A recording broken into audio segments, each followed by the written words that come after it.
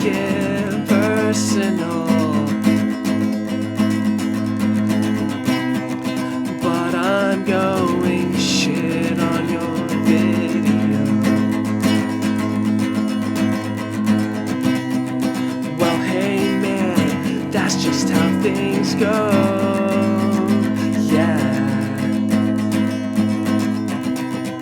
but we should totally hang out if I'm ever in San Diego.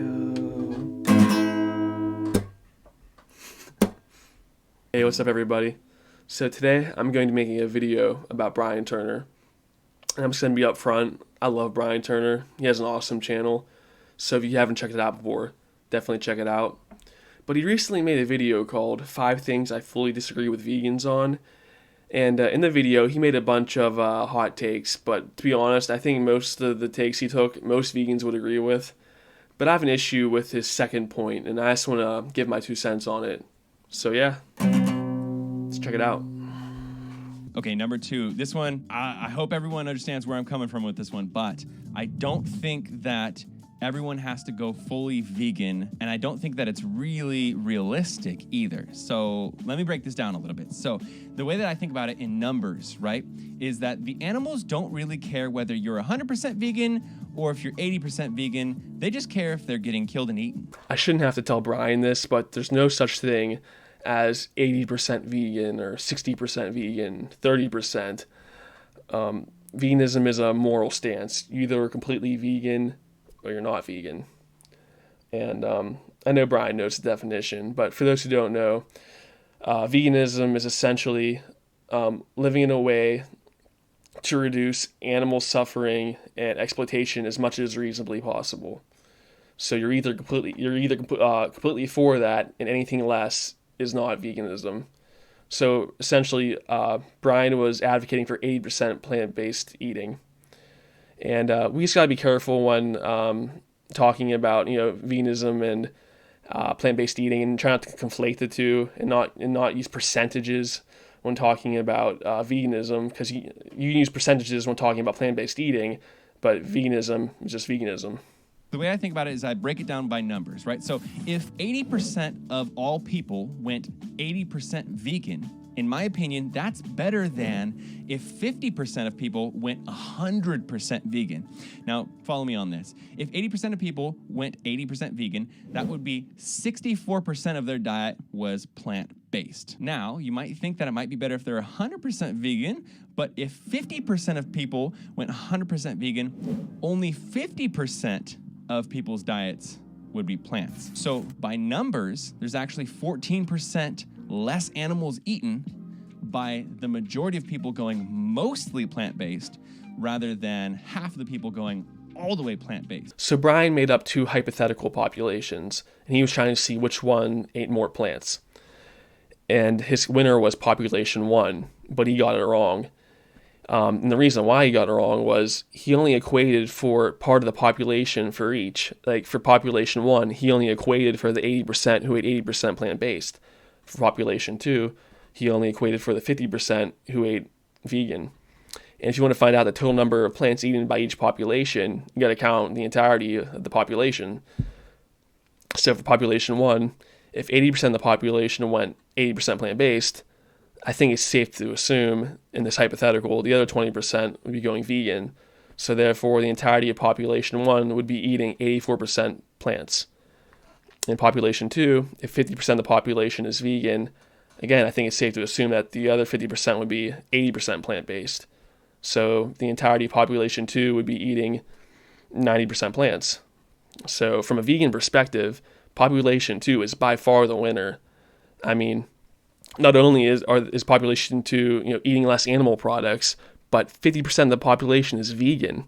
And think about the impact that would have. Like, we could use our votes, and actually be able to ban all these terrible practices, in animal agriculture.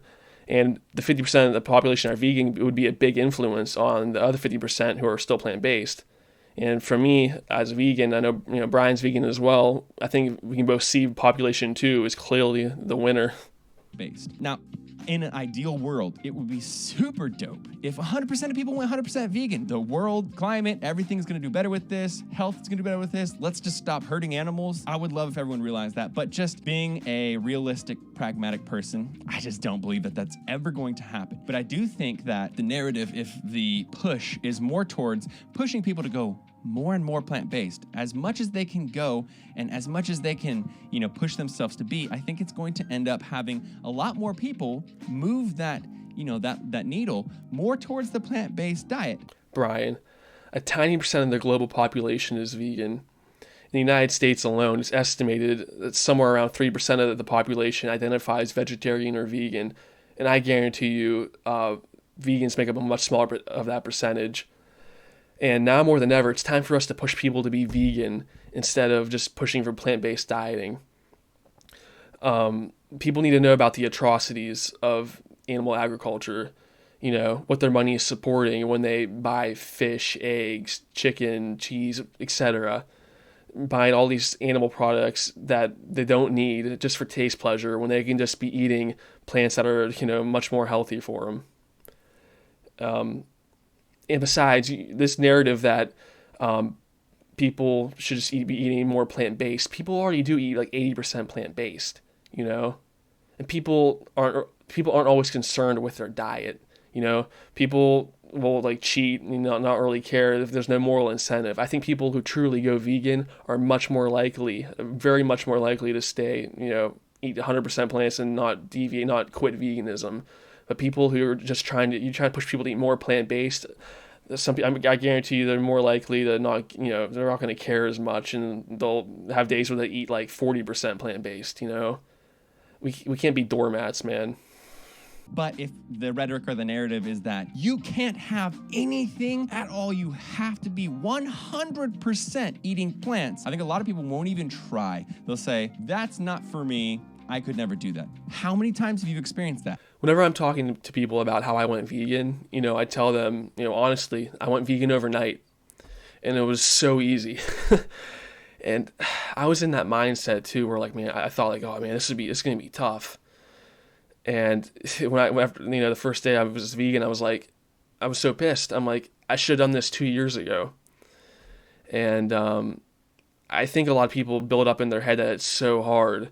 And for me, it wasn't like I was like eating plant-based, but like eating cheat meals on the side, and eventually I went vegan. Like, no, I went vegan overnight, and it was super easy.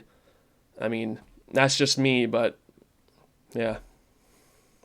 When I introduce people into plant-based dieting or veganism, especially when they ask me for my opinions, I always say, take it one step at a time, go as slow as you want. Even if it took you 2 or 3 years to really get into it, that's way better than trying to go 100% plant-based by tomorrow. Every once in a while, if you have to, then have a cheat. You can, go eat whatever it is that you normally used to eat before you started the plant-based diet.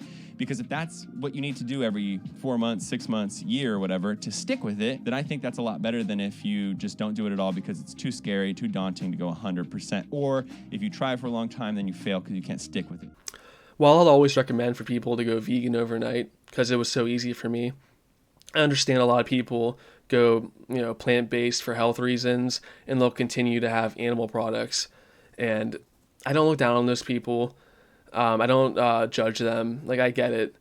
There's a lot of people who are vegan now who were plant-based, but over time they eventually learn about the atrocities and horrors of animal agriculture, and they become vegan.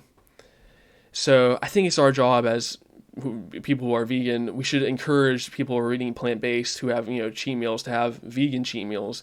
Like, instead of having, actual chicken wings, there's vegan chicken wings, or if you want to have pizza, there's vegan pizza. You make your own vegan pizza. We should be encouraging them to eat, plant-based options of these normal, typical, foods that are filled with, animal products, And besides, recommending them to have occasional, cheat meals around animal products, that's just going against our own morals.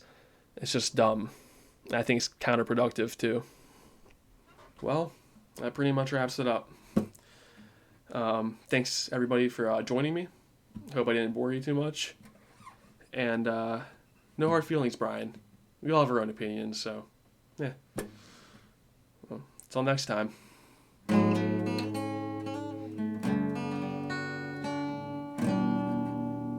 I'll see you guys later.